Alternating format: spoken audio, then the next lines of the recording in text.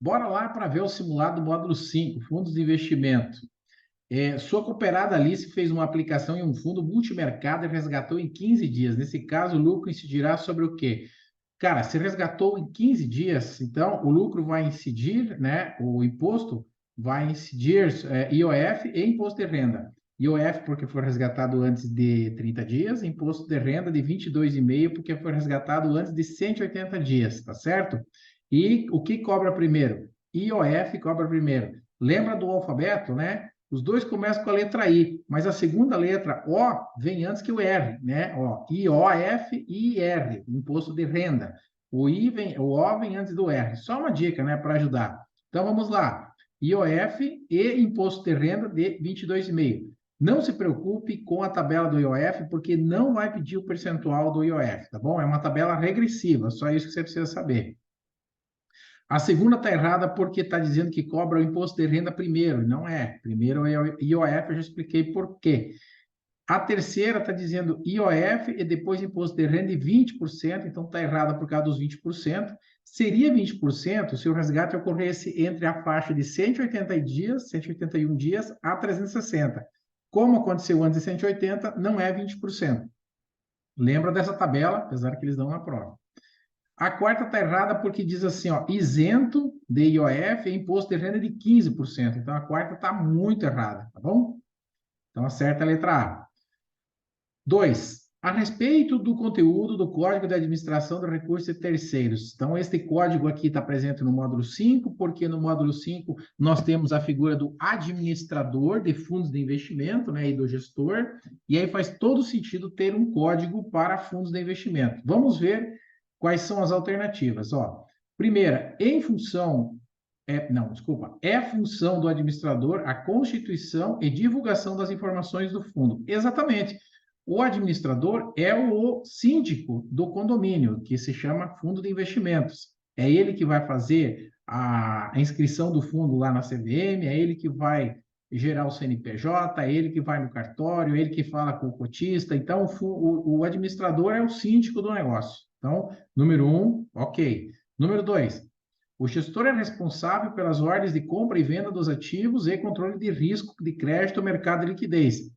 Exatamente, né? É o gestor que compra e vende os ativos, né? Compra se entra dinheiro, vende se precisa sair dinheiro e faz o controle de risco quando compra, né? Porque ele vai comprar ativos, né? Um pouco de ativos com mais risco, menos risco, de acordo com a política, né? Alguns com mais liquidez, porque de repente precisa sempre ter uma reserva de emergência, se surge algum investidor que quer resgatar o dinheiro, ele precisa de dinheiro para pagar esse investidor, tá certo? E aí, claro, tudo isso dentro da política de investimentos do fundo definida em assembleia. Então, a 1 e a 2 estão certas. 3.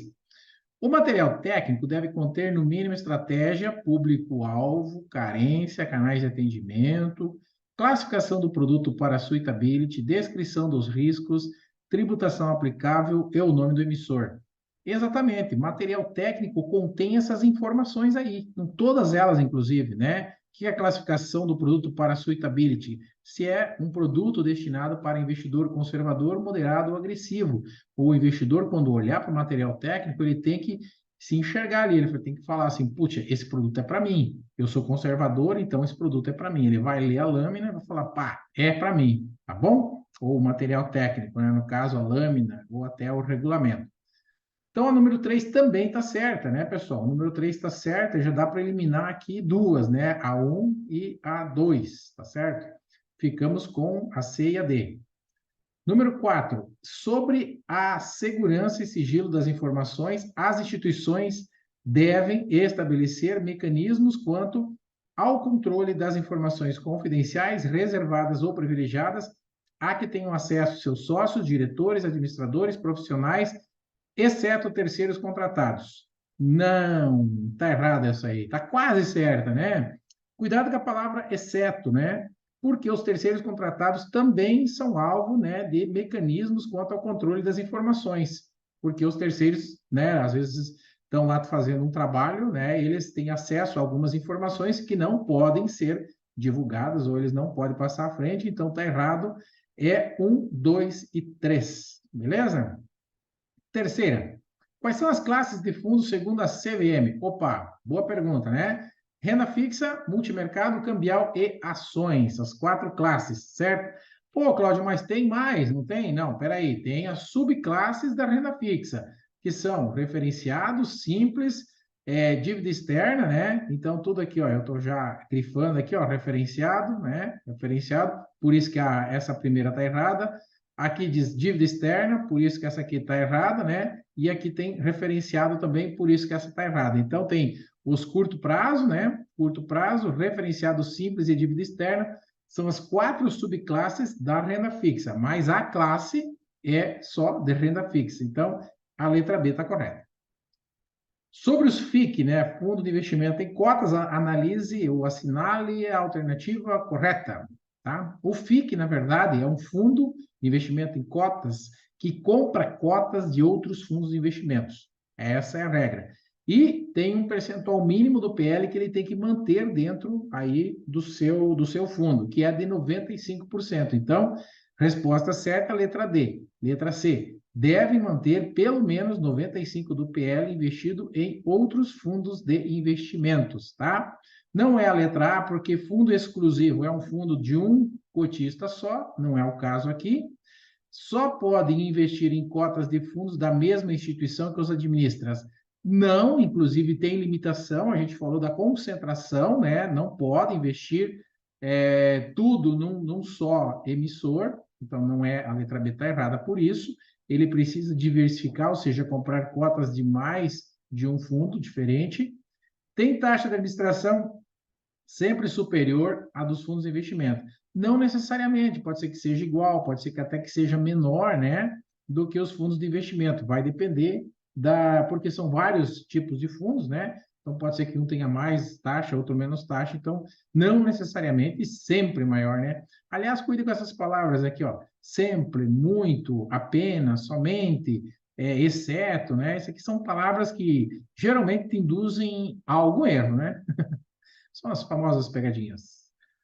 A taxa de administração de um fundo de investimento. O que é a taxa de administração? Uma taxa cobrada sobre o PL do fundo diariamente, ó, sobre o PL, não é sobre o rendimento, tá? Então, ela é fixa ou variável, né? É uma taxa fixa. Então, já elimina aqui, ó, essa variável e essa variável. Eu fico com a A e com a D. Só que a letra A diz assim, ó, é fixa, expressa em percentual ao ano e calculada e deduzida mensalmente. Não, ela é deduzida diariamente.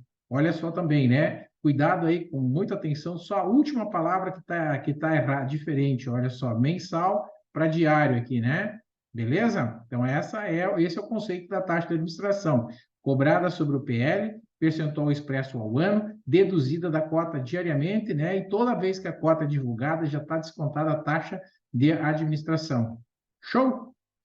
Uma das características dos fundos fechados é possibilitar ao cotista o quê? Tá certo? Fundo fechado, você não consegue vender a cota para o distribuidor, você tem que vender para um outro investidor no mercado secundário. Então, resposta certa: fundo fechado é negociado, as cotas são negociadas no mercado secundário, não é negociado na agência bancária, tá certo? Geralmente é negociado na própria Bolsa de Valores, né? Não tem garantia do recurso aplicado para o administrador, nem o fundo dá essa garantia.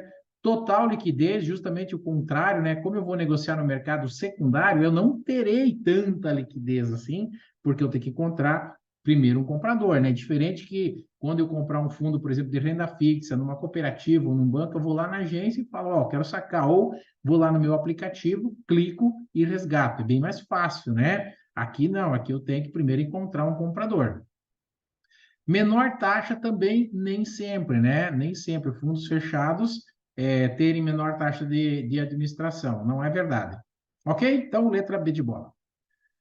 7. Selecione a alternativa que relaciona corretamente. O percentual máximo de títulos de renda fixa, a alíquota de imposto de renda retido na fonte e o momento da incidência em um fundo de investimento em ações. Ó, ações cobra 15% no resgate, eu já sei disso. 15% no resgate. Não tem como cotas, não tem tabela, então é 15% sempre. E também não tem IOF, né? Se é 15%, eu elimino essa e elimino essa, ok? Se é no resgate, eu fico com a letra A, já matei, tá certo? Cláudio, e essa primeira aqui? Percentual máximo de títulos de renda fixa. Por que 33%? Porque quanto que eu preciso investir num fundo de ações no mínimo para ser considerado fundo de ações? 67%. Quanto que sobra para investir em renda fixa? 67 para 100, 33%, tá? E aqui, ó, olha aqui, ó, não é o máximo de 67 em renda fixa. O mínimo é de 67 em ações. Então, cuida também para não ir de olho fechado em cima dos 67, que tu vai se dar mal nesse caso. 8. Em um fundo de investimento, quem recolhe o imposto de renda na fonte incidente sobre os rendimentos das aplicações do fundo é o administrador, é o síndico do negócio, entendeu? Quem paga é o cotista, né? Mas quem retém é o administrador e repassa para o governo, tá? O custodiante e o gestor não fazem isso, não. 9. A principal característica da estratégia de gestão ativa, né, de um fundo, gestão ativa é tentar superar o benchmark, tá certo? Então, acompanhar um índice de referência é gestão passiva. Superar, tá certo, gestão ativa, mas um mínimo de 10% não, porque não tem esse mínimo. Então, a resposta certa não é acompanhar, e sim ultrapassar um índice de referência comparado com a rentabilidade do fundo. Então, se o índice de referência do fundo for o CDI e a estratégia for ativa, certo? Então, a ideia, ou seja, a estratégia de um fundo de gestão ativa é sempre tentar render mais que o benchmark, é sempre ficar acima do CDI, se o CDI for, no caso, o benchmark desse fundo. Se for uma estratégia passiva, ele vai ficar, né, acompanhando. 10, se rendeu 10, vai render 10, 9,90, vai render um pouco menos, porque por causa da taxa de administração. Aliás, a taxa de administração é que deixa, vamos dizer assim, que dá mais trabalho para o gestor conseguir acompanhar um benchmark, certo? Geralmente, fundos com estratégia ativa, ele tem um pouco mais de liberdade para conseguir colocar, tipo, ativos de risco na carteira, então ele consegue aí um rendimento, às vezes, maior, mas tem mais risco, claro. E a última, prazo máximo da carteira e dos ativos que compõem um fundo de renda fixa a curto prazo, segundo a CVM. Então, fundos de curto prazo, segundo a CVM, são aqueles que têm até 60 dias da carteira e títulos com até 375 dias. Então, a letra A é a certa, tá bom? Pô, Cláudio, mas não é um ano, acima de um ano, abaixo de um ano, não. Isso é para efeito de tributação, segundo a Receita Federal, certo? Então, eu posso ter aqui um fundo de curto prazo, certo? Um fundo de curto prazo, mas que tenha, que cobre lá a tributação do fundo de longo prazo, tá certo? Por quê? Porque provavelmente ele tenha né, títulos com prazos maiores. Vai ter um fundo de renda fixa, por exemplo, deixa eu explicar melhor. Vamos dizer que eu tenho um fundo de renda fixa, certo? Que tenha, pode ser um fundo referenciado, né? Então, que tenha lá ativos, né? Ou seja, a carteira dele tenha lá, vamos dizer, 120 dias, né? E tenha títulos lá com até 375 dias, tá certo? Então, esse fundo, na verdade, ele vai ser cobrado pelo longo prazo. Por quê? Porque ele não se enquadra nas regras do curto prazo. Mas, por outro lado, eu posso ter um fundo aí que tenha, vamos dizer assim, se enquadre nessa regra dos 60 dias e que tenha ativos de até 375 dias, tá certo? Então, a classe dele é de curto prazo, certo? De curto prazo. Provavelmente, então, ele não vai passar de um ano, então a regra de tributação dele também vai ser de curto prazo, ou seja, ele vai cair na alíquota de 20% ou 22,5%, tá certo? Que é aquela tabelinha menor lá. Aqui eu misturo 360 dias, né, para justamente confundir você com a questão da tributação da Receita Federal, mas a resposta certa é a letra A. Maravilha?